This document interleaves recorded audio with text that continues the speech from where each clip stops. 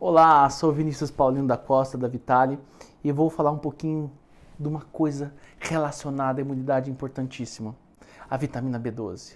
Você sabia que a vitamina B12 é uma epidemia invisível? Invisível porque nós, na Faculdade de Medicina, praticamente não aprendemos sobre ela. Pouco se fala, e ela é muito importante. E o engraçado é que praticamente estudos mostram que 25% da população norte-americana tem deficiência. E quando a gente vai para a faixa etária dos idosos, estima-se que até 40%. E seria extremamente simples fazer o diagnóstico, é só dosagem de vitamina B12 no sangue. E para repor é super tranquilo e barato. Mas por que não se faz? Por não se conhecer.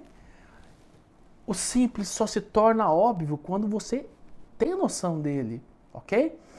Então, muitos pacientes com esclerose múltipla, por exemplo, mimetizando deficiência de vitamina B12. Então, a gente sabe que vitamina B12 é importantíssima para o sistema nervoso central. Às vezes você suplementa, o paciente melhora. Algo que estava sendo diagnosticado ou tentando ser diagnosticado durante anos. É uma vitamina muito interessante, a vitamina B12, pois a sua deficiência ela está muito relacionada com alguns fatores que a gente vai discutir agora.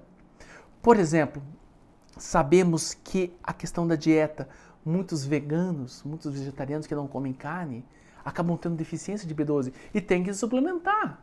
Só que a questão de você tomar o comprimido não quer dizer que ela vai ser absorvida. Uma coisa é nós comermos, outra coisa é nós nutrirmos.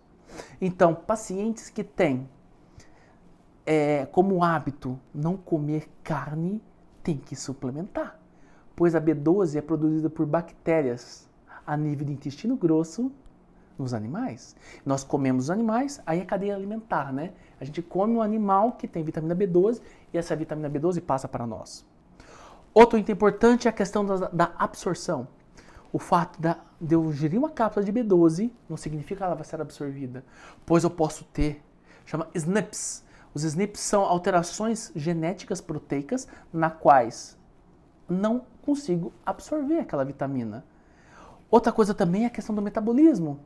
Se meu corpo não está conseguindo metabolizar, não adianta eu ingerir vitamina B12. E muitas pessoas a fazem de maneira incorreta. Sabemos que vitamina B12 seria interessante realizar a suplementação injetável, intramuscular ou sublingual. Toda vez que você faz um medicamento sublingual, é totalmente diferente a absorção. Por quê? Porque não tem aquela passagem por todo o sistema digestivo. Primeira passagem no fígado, então ela é mais rápida. O sublingual é como se fosse um injetável. Outra coisa, questão de deficiência de B12, que a gente sempre gosta de falar, é a cirurgia. Cirurgias bariátricas, há quem faça. Tem suas indicações, é óbvio, mas tem as suas consequências também. A cirurgia bariátrica, muito utilizada para a obesidade, eu costumo falar, será que a obesidade está no tamanho do estômago ou está no cérebro? A obesidade seria apenas relacionada aos centímetros ou à determinação que está no cérebro, na mente? Pensem sobre isso, né? Então, voltando ao assunto, quando você retira um pedaço do estômago, você vai alterar a absorção de vitamina B12. Esses pacientes têm que ser suplementados. Tem que ser. E para o resto da vida. Só que tem que ser suplementado de uma maneira correta. Outra maneira de se ter deficiência de B12 é o uso do óxido nitroso. Ele neutraliza a B12.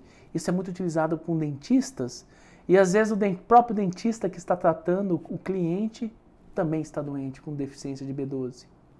Outra causa importante de deficiência de B12 são os medicamentos, como beta-bloqueadores. A própria nicotina do cigarro influencia nas concentrações de B12, estatinas, que é utilizado para colesterol, e o principal, beta-bloqueador. Isso é, se você usa omeprazol, se você usa ranitidina por um grande período de tempo em doses altas, isso vai acabar influenciando na sua absorção de B12.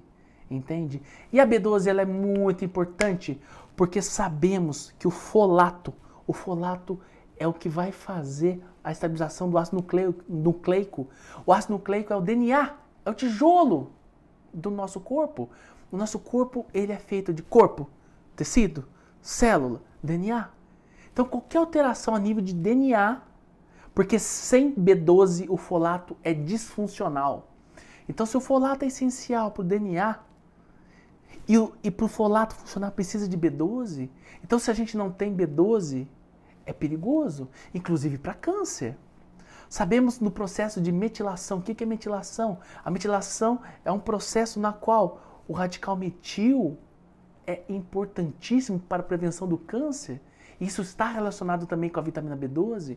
Então a vitamina B12 é importante para não ter câncer? Sim, é importante para não ter câncer. Só que a vitamina B12 para o câncer, no processo de metilação que eu estava discutindo, só tem função para a prevenção. Pois quando o câncer já chega, já se instala, perde a função. Pois o B12 vai ser eficiente tanto para a célula normal quanto para a célula cancerígena. Então a gente tem que buscar incansavelmente a suplementação de B12 e a saúde enquanto a doença não vem. Isso que eu sempre falo do limiar da saúde para a doença. Você tem buscado o seu limiar de saúde? O que você tem feito para isso? Vamos discutir mais sobre vitamina B12 no próximo vídeo. Um grande abraço para vocês, curtem o nosso vídeo, compartilhem se você achar que vale a pena manter a saúde das pessoas que você ama e até o próximo.